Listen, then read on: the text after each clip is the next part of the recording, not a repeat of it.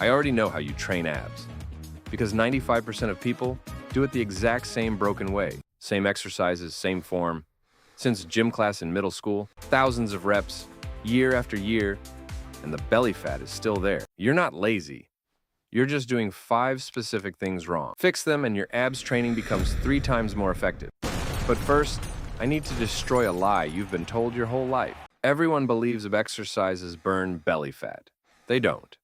This is called spot reduction, and it's completely false. Your body decides where it pulls fat from, not you, not your workout. This has been proven in over 20 clinical studies. One study had people do 2,000 sit-ups over 27 days. 0 belly fat loss. Their arms got leaner, their legs got leaner. The belly, unchanged. Your body burns fat systemically, from everywhere at once in a genetic order, and where it burns last. For most people, that's the stomach. So what's the point of ab training at all? There is one, but it's not what you think. Strong abs make you perform better. They protect your spine. They make fat loss faster and directly, but only if you're doing them correctly, which you probably aren't. 5 mistakes. Let's go. Mistake number 1, and it's destroying your neck right now. Look at yourself from the side during a crunch. Your neck comes up first. That means your neck flexors are doing the work, not your rectus abdominis. Every rep like that trains your neck, not your abs. After enough reps, you get the headache, the stiff neck, the next day soreness in the wrong place. That soreness? It's not your abs. It's your sternocleidomastoid telling you it did all the work. And meanwhile, your abs got maybe 20% activation. Maybe. The fix is simple, but you have to feel it to believe it. Put 2 fingers on your chin. Keep them there during the rep. Or just imagine holding a tennis ball under your chin. The moment your chin drops to your chest, your neck takes over. Keep it neutral. Now feel this. Really feel it. Your abs should be the thing that curls your torso up. Not your momentum, not your neck. If you've never felt a real ab contraction, you've never done a real crunch. The difference in results when you fix this alone is massive. Your neck stops hurting. Your abs actually burn during the set. That burn? That's your abs finally doing their job. That's mistake 1 fixed. Neck stays neutral. Abs drive the movement. Always. Mistake number 2. This one is why you can do 50 reps and feel nothing. Watch someone doing crunches. Every rep takes half a second. Drop, bounce, up, bounce, up. That's not training. That's falling and catching yourself. When you use momentum, your muscles switch off. They literally stop firing. Your brain detects the assist from gravity and reduces muscle activation automatically. This is called the stretch reflex bypass. And your fast reps trigger it every time. You could do 100 reps and give your abs a workout a beginner could outperform in 15. The fix is tempo.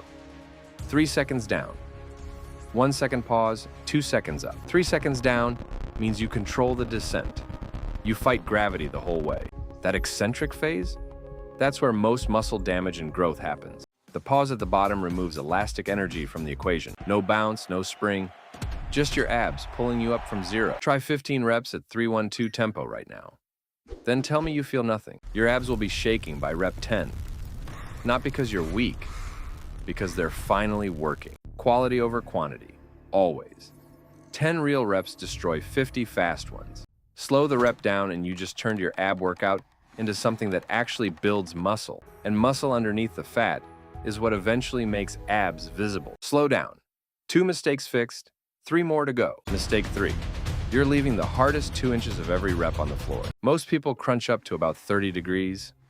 Stop. Come back down. They never reach the full contraction. They never finish the rep. The full contraction is where your abs get maximally shortened.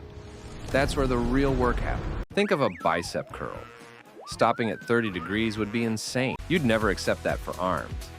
But you do it for abs every single set. The fix. Exhale completely at the top of every rep. When you fully exhale, your diaphragm drops. Your abs are forced into full contraction. Hold that contraction for 1 full second before you descend. That 1 second of full contraction is worth more than 10 partial reps. You'll feel the difference immediately. Your abs will burn in a way they never have. That burn means you're actually reaching the full range your abs are capable of. And for this to work, Your feet can't be anchored. Anchored feet turn crunches into a hip flexor exercise, not abs. Feet flat on the floor, knees bent at 90 degrees. No anchor. Now your hip flexors can't cheat. Your abs have to do all the work. Full range, full contraction, every single rep. Mistake 3 down. You've already tripled your ab workout effectiveness, and we're not even halfway. Mistake 4. Training abs every single day. You wouldn't train your chest 7 days a week. Why are you doing it to your abs? Abs are skeletal muscle. They follow the same recovery rules as every other muscle. You train them. They break down at the micro level. They rebuild stronger during rest. If you train before that repair cycle completes, you interrupt it. You get weaker abs, not stronger ones. This is why people who train abs daily for months see less progress than people who train twice a week. Elite gymnasts train core 2 to 3 times per week, maximum. They have the most developed core muscles on the planet, and they rest more than you do. The fix: train abs 2 to 3 times per week. No more. 48 to 72 hours between sessions. That's when the real growth happens. On your rest days, your abs are actually getting stronger, not weaker. Stop interrupting that process with another workout. 3 sessions a week, done correctly, will produce more results than 7 sessions done wrong. Your abs are begging for a rest day. Give them one. More is not always more.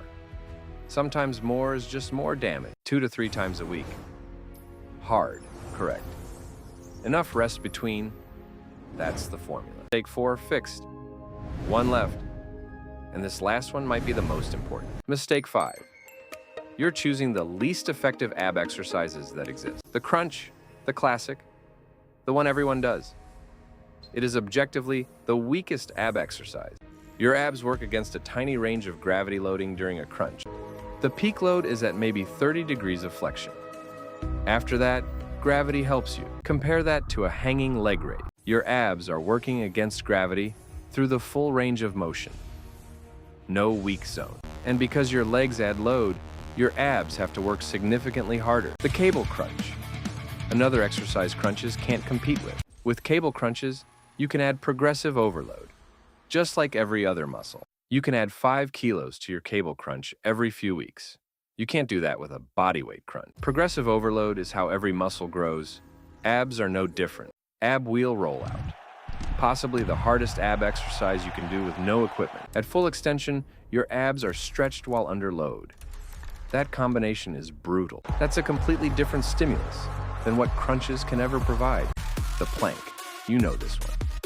But probably not why it actually works. The plank trains your abs as stabilizers. That's what they're primarily designed for in nature. So use all 4. Cable crunches, hanging leg raises, ab wheel, plank, rotate them. Do these correctly with the fixes we covered. Your abs will grow in ways they never have before. Now, the most important part of this whole video. Your abs training is fixed, but your abs will never be visible without this, the fat covering them. That's the real problem for most people. You can have the strongest abs in the world. Nobody will see them through fat. Body fat percentage is what determines abs visibility. Period. Men start seeing abs around 12 to 15% body fat. Women around 18 to 20%. And the only way to reduce body fat is a sustained caloric deficit. Not a juice cleanse, not a fat burner supplement, a caloric deficit. That means eating fewer calories than your body burns each day. A 300 to 500 calorie daily deficit is the sweet spot. Aggressive enough to work, moderate enough to keep muscle. And this is where ab training helps indirectly. More muscle means a higher resting metabolic rate, more calories burned at rest. So strong abs do contribute to fat loss, just not through spot reduction. The complete protocol. 3 sessions per week. Start each with compound movement, squats, deadlifts, overhead press. These burn more total calories and build the most muscle. Then finish with 15 to 20 minutes of direct ab work. Choose 2 exercises. 1 stability, 1 loaded movement, 3 to 4 sets, 10 to 15 reps, 3-1-2 tempo. Full contraction every rep. That's 20 minutes of real ab work. 3 times a week. More effective than an hour of crunches daily. And manage your nutrition. Get into a 300 to 500 calorie daily deficit. Hit your protein target. 0.8 to 1 gram per pound of body weight. Protein preserves muscle during a deficit, which means your abs keep developing even while fat is dropping. Do this for 90 days. The results will be impossible to ignore. That's the full system. Not complicated, not a secret. Just what actually works. Let me recap the 5 mistakes one more time. 1. Straining your neck? Fix it. Neck neutral. Abs drive the movement. 2. Going too fast. Slow down to 3-1-2. Let your muscles do the work. 3. Partial reps. Full range. Full contraction. Every rep. 4. Training every day. 2 to 3 times per week. Rest is when you grow. 5. Wrong exercises. Cable crunches. Hanging leg raises. Ab wheel. Plank. All 5 fixed. Plus a caloric deficit. Plus the right training structure. That is how you build visible abs. Not with 500 crunches a day. Most people never fix these 5 things, which is why most people never see their abs. You now know what they don't. Use it. If this helped, you know what to do. I'll see you in the next one.